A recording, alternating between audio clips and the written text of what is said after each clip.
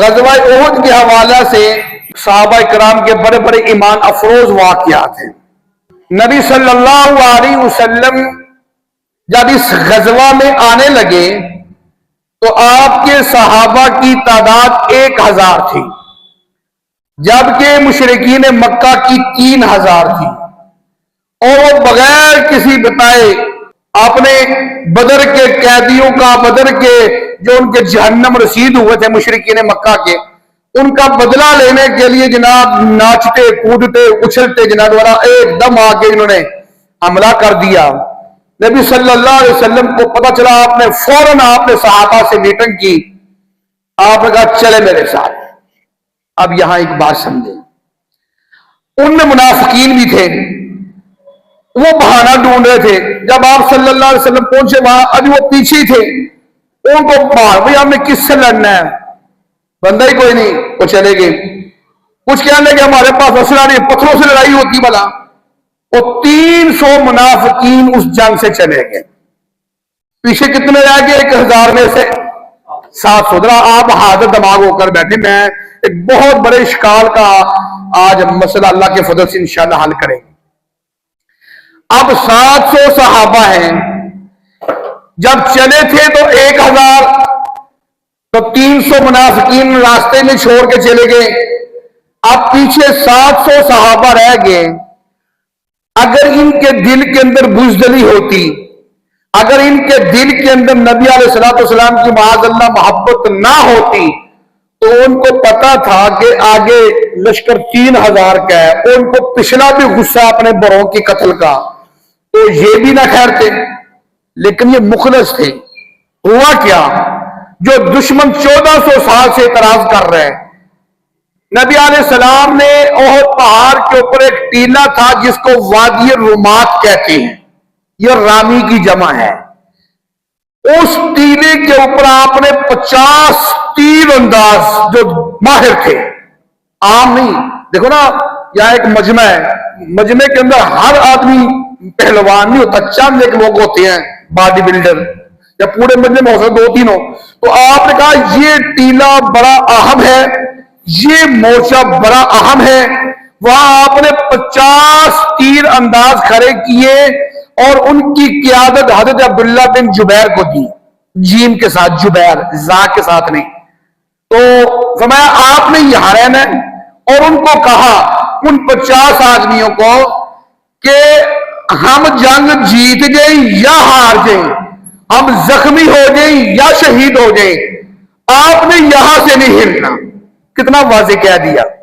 اب لشکر تو 700 آدمیوں کا تھا پیغمبر اسلام کا، اور مقابلے میں کفر کا لشکر 3000 کا تھا، لیکن یہ پیغمبر کی فراست تھی، پیغمبر کی بصارت تھی، پیغمبر کی ذہانت تھی کہ پیغمبر نے 700 آدمیوں کے لشکر کو ترتیب ایسے دیا۔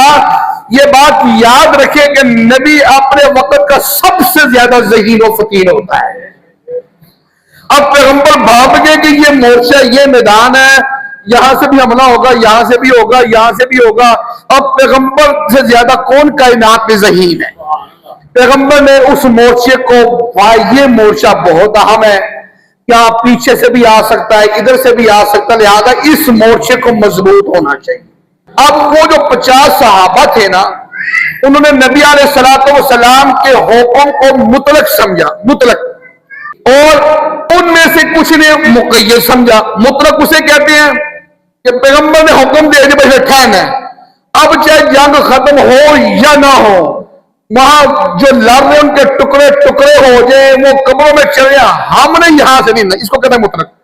مقید اسے کہتے ہیں بھائی یہ تو ہم اس لیے یہاں پیغمبر نے کھڑا کیا تھا جنگ کے لیے، جب جنگ ختم ہو گئی، وہ علت ختم ہو گئی یہاں کھڑے ہونے کی، لہذا ہم چلے۔ انہوں نے پیغمبر کے حکم کو مقید کیا جنگ کے ساتھ، لیکن یہ صحابہ کا آپس کا جو 50 آدمی تھا، ان کا آپس میں یہ اختلاف تھا۔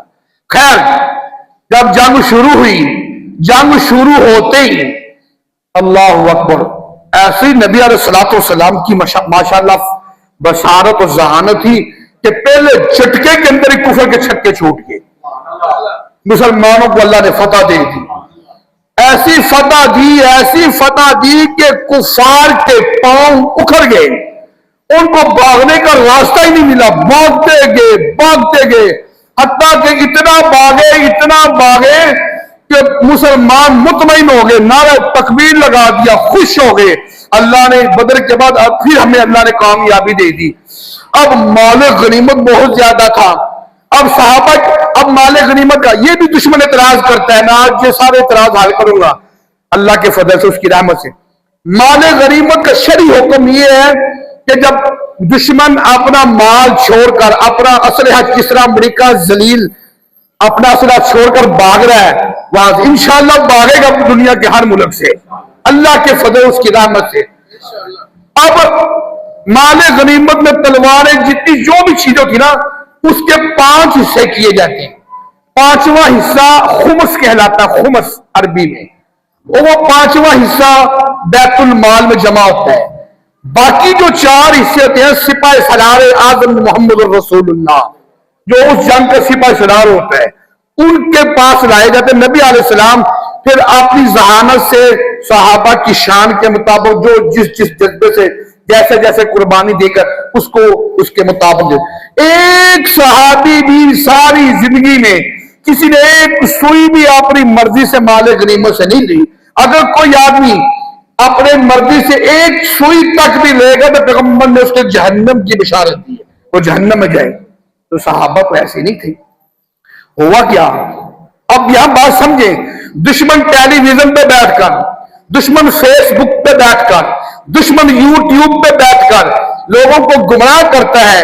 ہماری نوجوان نسل جو آنے والی بیچاری سادہ لوگ اہل سنت کے بھی، وہ بھی بیچارے ان کے دل میں بھی میل آ جاتی ہے، انسان ہے۔ ام المومنین حضرت عائشہ صدیقہ پہ تہمت لگی تو بڑے بڑے صحابہ اس پروپیگنڈے کا شکار ہو گئے تھے۔ ہم تو ہیں 14ویں صدی کے گناہگار، اس لیے ان باتوں کو سمجھیں۔ اب بیت المال کے وہ جو 4 حصے نبی علیہ السلام کی خدمت میں پیش کیے جاتے تھے، نبی علیہ السلام تقسیم کرتے۔ اب صحابہ جو ٹیلے پہ کھڑے تھے نا، 50 آدمی وادی الرماد کو درے پہ نبی علیہ السلام نے 3 انداز کھڑے کیے تھے، انہوں نے دیکھا جنگ ختم ہو گئی ہے، کافر بھاگے ہیں، ان کی دوڑیں لگ گئی ہیں، لہذا اب صحابہ بھی مال غنیمت اکٹھے کر بھائی اگر 2 بجے کے بعد مسجد کا دروازہ بند ہو جائے، کھڑکیاں بند ہو جائے، لائٹیں بند ہو جائے، اسپیکر بند ہو جائے تو کیا مطلب آپ سمجھیں گے؟ جماعت ہو گئی ہے، نماز ہو گئی۔ اب صحابہ جو اوپر کھڑے تھے ٹیلے پہ، بڑا اہم جو مورچہ تھا، انہوں نے دیکھا کہ کافر بھاگ گئے، وہ بھاگتے جا رہے ہیں، نظر نہیں آ رہے۔ 3000 کا لشکر تھا، کچھ جہنم رسید ہوئے، کچھ زخمی ہوئے، اپنا ساز و سامان چھوڑ کر بھاگے، اپنی تلواریں، اپنی نیزیں، اپنی جو چیزیں مارنے کے لیے لائے تھے، حتیٰ کہ جو جانور ذبح کرنے کے لیے لائے تھے کھانے کے لیے، وہ بھی سب چھوڑ کر بھاگے۔ جس کو جہاں راستہ ملا ایسے صحابہ نے ان کو تارے دکھائے، بھاگتے گئے۔ یہ پیغمبر کی بشارت تھی۔ میری بات سمجھ آتی؟ سبحان اللہ کہہ دے۔ تو جب انہوں نے دیکھا بھاگے، اب وہ جو 50 صحابہ اوپر درے پہ کھڑے، انہوں نے کہنے لگے یار چلو ہم بھی چلیں، ہم بھی جا کر مال غنیمت اکٹھا کریں۔ یہاں سے لوگ مغالطہ کھا جاتے۔ دشمن کہتا ہے لالچ بھی آ گئے، نہیں، ارے یہ بات غلط ہے۔ اب اگر صحابہ کے دل کے اندر لالچ ہوتی تو جناب والا وہ حویلیاں چھوڑ کے نہ آتے، وہ بچے چھوڑ کر نہ آتے، وہ بیویاں چھوڑ کر نہ آتے، وہ دکانیں کاروبار چھوڑ کر نہ آتے۔ اگر تم نماز کے لیے 15 منٹ دکان بند نہیں کرتے، تم تو آخری وقت میں آتے چند ایک لوگ، تو صحابہ تو گھر بار چھوڑ کر آئے تھے، قربانیاں دے کر آئے تھے۔ اللہ کے رسول یہ فلاں کافر کی تلواریں پکڑے، اور جس طرح خوشی کے ساتھ یہ آپ کا فلاں دشمن تھا، یہ اس کی جناب والا یہ نیزہ یہ پکڑے، اور آپ یعنی پیغمبر کو خوش کرنے کے لیے انہوں نے کہا چلو باقی صحابہ بھی مال غنیمت اکٹھا کر کے پیغمبر کے قدموں میں لا رہے ہیں، ہم بھی اپنا حصہ ڈالیں۔ یہ نہیں کہ اللہ نے یا تو بتا دے کوئی دنیا کا آدمی کسی صحابی نے آج تک کسی جنگ کے اندر کوئی مال غنیمت سے چیز پیغمبر سے الگ لے کر الگ بار بار غائب کر دی ہو، کوئی ایک مثال دے دیں، ایک بھی مثال نہیں ملتی۔ اب وہ جو اوپر صحابہ سے نا 50 انہوں نے کہا ہم بھی اکٹھے کرتے ہیں۔ عبداللہ بن جبیر جو ان 50 کی اللہ کے نبی نے ان کو امیر بنایا تھا، فرمایا نہ، نبی نے کہا تھا کہ اگر ہمارے جسموں کو اگر پرندے بھی نوچ کر کھا جائے نا تم نے یہاں سے نہیں ہلنا. تو میں وہ یہ مقید تھا. یہ حکم پیغمبر نے ہمیں اس لیے کہا تھا کہ تاکہ ہم یہاں سے ہلے نہ جنگ تک. اور جنگ ختم ہوگی, حکم ختم ہوگی, علت ختم ہوگی, لہذا ہم چلتے ہیں پیغمبر کی جا کے خدمت کرتے ہیں, ان کے ساتھ جا کے ہم جنگ میں تو شریک نہیں ہوئے نیچے میدان میں, ہم تو اوپر مورچے میں کھڑے ہیں. اگرچہ ہم بھی شریک ہیں لیکن اس طرح نہیں جس طرح وہ ہیں, وہ تو لڑ رہے ہیں, مر رہے ہیں, زخمی ہو رہے ہیں. ہم تو آرام سے بیٹھ کے طور سے تیر اندازی کرنی ہے. مرنے کا خطرہ تو ہمیں بھی تھا لیکن وہ ہم سے زیادہ افضل ہے, لہذا چلو ہم بھی جا کے تھوڑا سا حصہ ڈالیں. اب اس بات کو دشمن کیا رنگ دیتا ہے, صحابہ لالچ میں آ کر درے سے نیچے آ گئے. اب دو صحابہ کے ایمان میں شک کیا. یہ بات ہے, ایک تو یہ دشمن 1460 سے. نمبر 2, اب وہ صحابی عبداللہ بن جبیر بار بار کہتے ہیں بھائی نہیں, پیغمبر نے مطلق کہا تھا, مقید نہیں کیا تھا کہ جنگ. پیغمبر نے کہا تھا جنگ بے شک ہو یا نہ ہو, ہم زخمی ہو جائے, ہم شہید ہو جائے, ہمارے جسموں کو پرندے بھی نوچ نوچ کر کھا جائے, آپ نے یہاں سے نہیں ہلنا اور تم جا رہے ہو. اب وہ 40 کے قریب صحابہ نیچے اتر گئے, لیکن اتر کر وہ گھر نہیں گئے, وہ میدان میں آئے, پیغمبر کو لا کر مال غنیمت دے رہے ہیں. اب انہوں نے لے لیا, 10 یا 12 صحابہ اوپر رہ گئے, ایک میں آتا 10, ایک میں آتا 11-12. اب خالد بن ولید ابھی مسلمان نہیں ہوئے تھے. جب وہ کفار سارے بھاگ رہے تھے نا, تو ادھر سے جب گزرے دیکھا کہ یہ مورچہ کمزور ہو گیا. 50 آدمیوں کا ایک ہوا ہوتا ہے, کہاں 50 آدمی کہاں 10 آدمی, 4 گنا فرق پڑ گیا. انہوں نے دیکھا کہ یہ مورچہ بڑا اہم مورچہ ہے, اس مورچے میں جنگ کے دوران تو پورا مورچہ بھرا ہوا تھا, تو مورچہ خالی ہے, 10 آدمی بھی بکھرے بکھرے ہوئے بیٹھے تھے, فائدہ اٹھاتے ہوئے خالد بن ولید نے. ابھی وہ مسلمان نہیں ہوئے تھے, کلمہ نے بعد میں مسلمان ہو گئے, رضی اللہ عنہ بن گئے. اور 200 آدمیوں کا دستہ لے کر پیچھے سے پلٹ کر آ کر حملہ کیا. جب حملہ کیا, اب کہاں 10 آدمی کہاں 200 آدمی. پھر ان کے پاس سارا اسلحہ تھا, وہ مرے ہوئے تھے, بھاگ رہے تھے, سارے بھاگے, صفیں ٹوٹ گئی تھی. جب آ کے حملہ کے 10 انہوں نے پہلے آ کر 10 کو شہید کیا. مصعب بن عمیر شہید ہوئے, جو نبی صلی اللہ علیہ وسلم کے صحابہ میں سب سے زیادہ خوبصورت تھے اور سب سے زیادہ نخرے والے صحابی تھے, یعنی ناز و نعمت میں پلنے والے. اور حضرت حمزہ بھی شہید ہوئے. خود نبی صلی اللہ علیہ وسلم کے یہ سامنے والے جو دو دانت ہیں نا نیچے کے, اس کے ساتھ والے جو دانت ہیں, یہ عتبہ بن ابی وقاص نے پتھر مار کے پیغمبر کے دندان کو شہید کیا.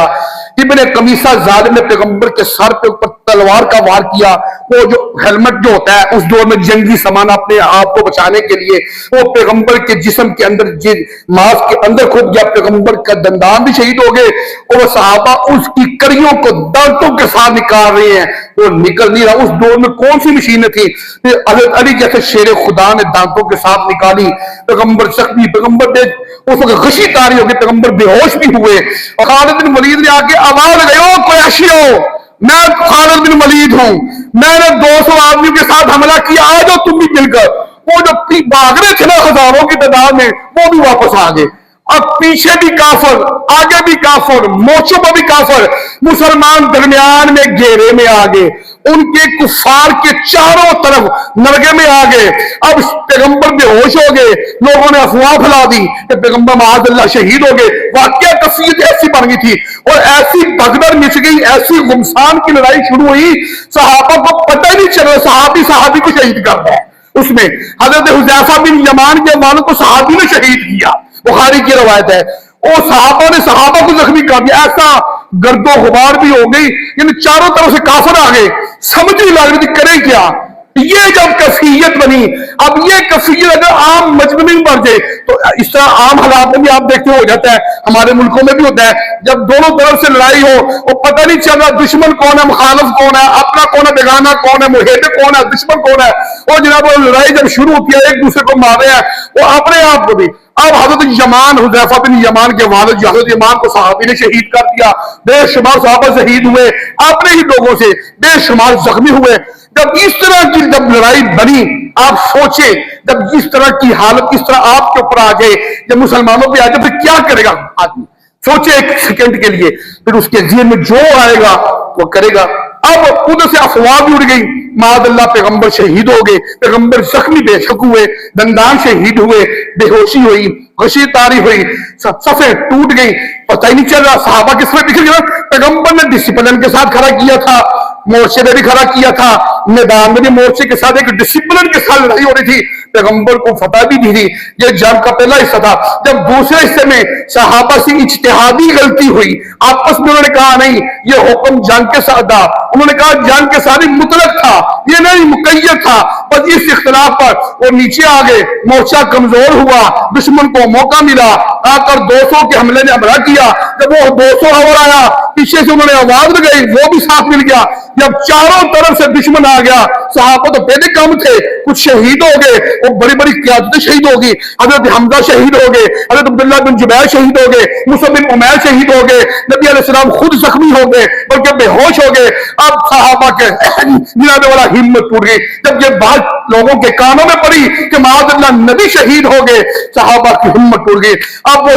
اب صحابہ میں 3 طبقے بن گئے۔ اب یہاں سے دشمن فائدہ اٹھاتا ہے۔ ایک طبقے نے کہا مر تو ہم گئے ہیں، اب نبی زندہ نہیں رہے۔ اب دیکھا تو کسی نے پیغمبر بے ہوش ہوئے تھے، اب نبی اگر زندہ نہیں رہے اب ہمیں بھی دنیا میں زندہ رہنے کا کوئی فائدہ نہیں، لہذا ہم یہی مریں گے، ہمارے ٹکڑے کر دیے جائیں۔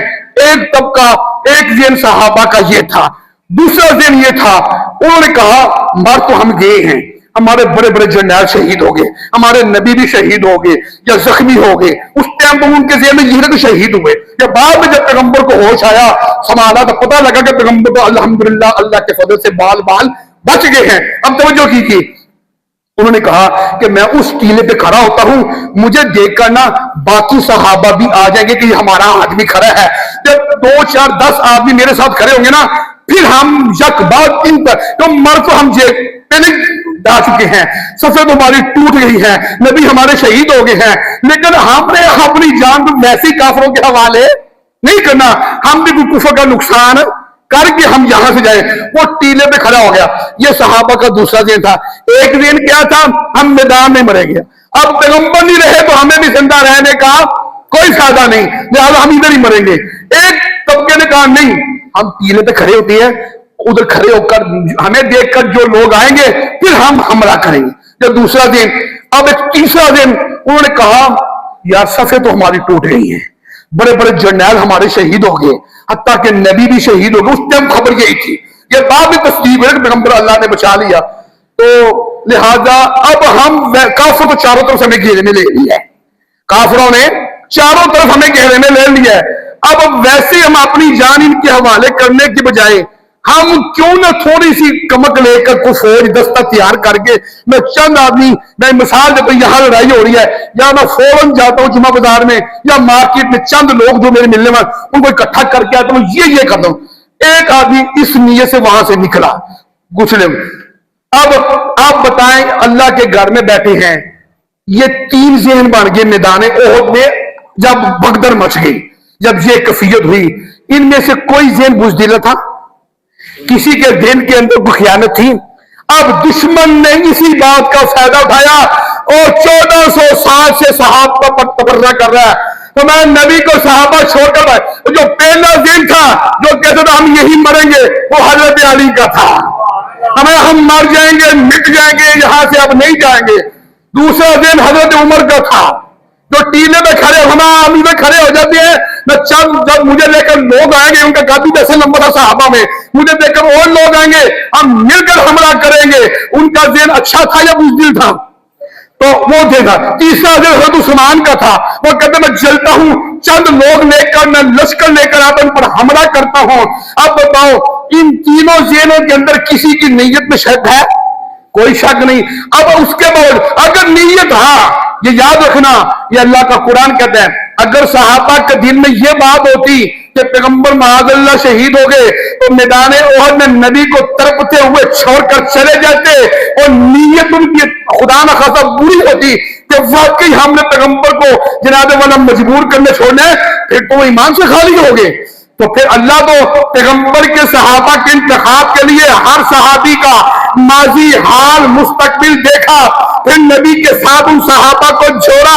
اب ان کی نیتوں میں شک نہیں ہے، ان کی نیتیں اچھی تھی، ان کی جناب والا اعتماد تھا پورا، اب وہ نیت بھی اچھی، اب دشمن نے فائدہ اٹھا دیا، اس نے بجائے کہ اللہ نے اختیار پھر کہہ دیا وَلَقَدْ عَفَا اللَّهُ عَنْهُمْ، سورۃ آل عمران، فرمایا میرے حبیب یہ جو لوگ جب بغداد نچی تھی، ان کو جو بھاگ گئے تھے، ان کی نیت اگر اچھی تھی، اگر نیت بری ہوتی تو کبھی ایمان سے فارغ ہو جاتے، نیت اچھی تھی، لیکن اگر صحابہ نے آپس میں اجتہاد کر کے اپنے ذہن کے مطابق جو ان کے ذہن میں آیا، اس وقت کی نزاکت کو دیکھ کر یہ جو میدان چھوڑ کے بھاگ بھی گئے تھے، وَلَقَدْ عَفَا اللَّهُ عَنْهُمْ، میں ربش کے ان کو معافی کا اعلان کرتا۔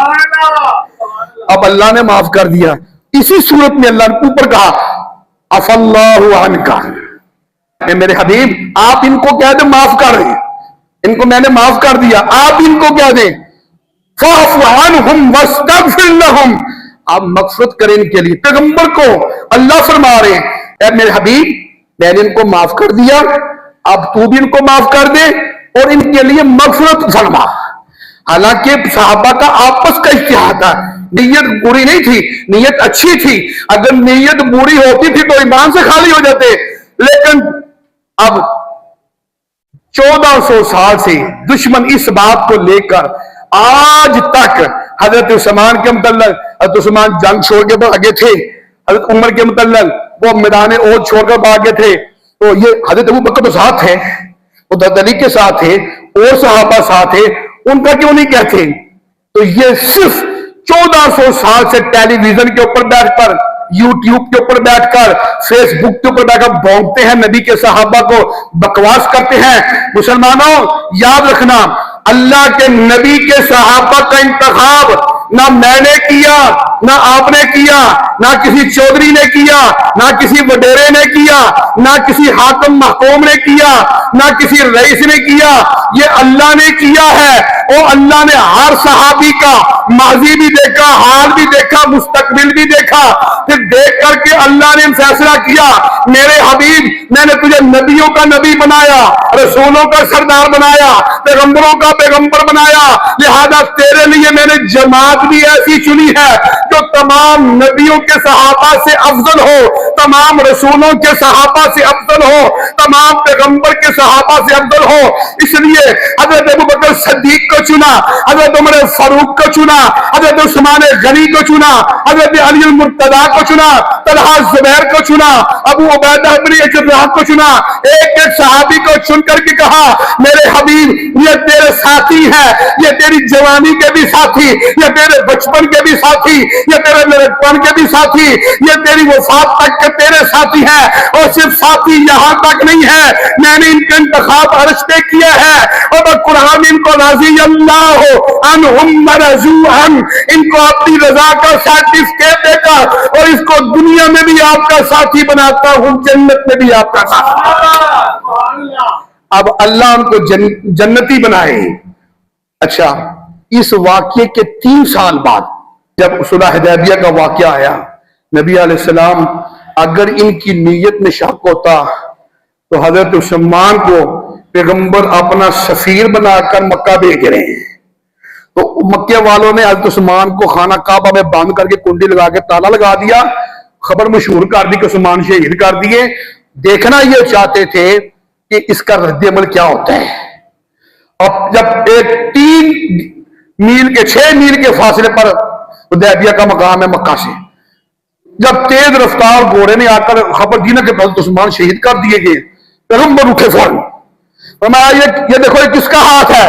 صحابہ کہ اللہ کے رسول یہ آپ کا دایاں ہاتھ ہے۔ فرمایا یہ کون سا ہاتھ ہے؟ نبی نے صحابہ کہ اللہ کے رسول یہ آپ کا بایاں ہاتھ ہے، توجہ کیجئے، آپ توجہ میں تو آپ کا ایمان پیدا ہوگا۔ فرمایا یہ کون سا ہاتھ ہے؟ صحابہ کہ اللہ کے رسول یہ آپ کا دایاں ہاتھ ہے۔ فرمایا یہ کون سا ہاتھ ہے؟ فرمایا یہ بایاں ہاتھ ہے۔ نبی نے فرمایا مجھے ابھی ابھی خبر ملی ہے میرے عثمان کو مشرکین مکہ نے شہید کر دیا، یہ نبوت کا دایاں ہاتھ اور یہ بایاں ہاتھ یہ محمد کا نہیں، یہ عثمان کا ہے، اور میں اس ہاتھ کو محمد کے ہاتھ میں دے کر بیعت کرتا ہوں، اور تم بھی میرے ساتھ عثمان کا بدلہ لینے کے لیے، عثمان کے قتل کا قصاص کا بدلے کے لیے بیعت کرو۔ تو 1500 صحابہ نے نبی کے ہاتھ پر بیعت کی۔ اللہ اکبر، نیچے نبی کا ہاتھ ہے، اوپر عثمان کا ہاتھ ہے. اللہ کو عطا پسند نہیں. 1500 صحابہ ہے، ایک ایک آ کے بیعت کرتا ہے، ایک ایک آ کر اپنا ہاتھ حضرت عثمان کے خون کے بدلے کے لیے نبی کے ہاتھ میں ہاتھ دیتا ہے. نیچے نبی کا ہاتھ ہے، درمیان میں 1500 صحابہ کا ہاتھ ہے، اور اوپر حضرت عثمان کا ہاتھ ہے. اللہ کو یہ گلدستہ، خدا کو یہ انداز اتنا پسند آیا، اللہ نے آپ سے کہا جبریل یا رب جلیل ید اللہ فوق ایدیہم، مجھے یہ گلدستہ اتنا پسند آیا ہے. میں نے نبی کو کیا کہ ان 1500 ہاتھوں کے اوپر نیچے نبی کا، درمیان میں 1500 صحابہ کا، اوپر میرے عثمان کا، اللہ کو یہ گلدستہ، خدا کو یہ انداز اتنا پسند آیا ہے. ید اللہ فوق ایدیہم، ان تمام ہاتھوں کے اوپر اللہ کا بھی ہاتھ ہے.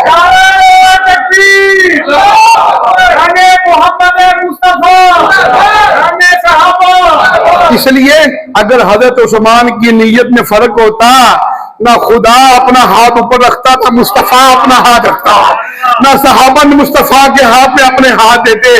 پتا چلا خدا بھی سچا، خدا کا رسول بھی سچا، خدا کے صحابہ بھی سچے. باقی باتیں انشاءاللہ اگلے میں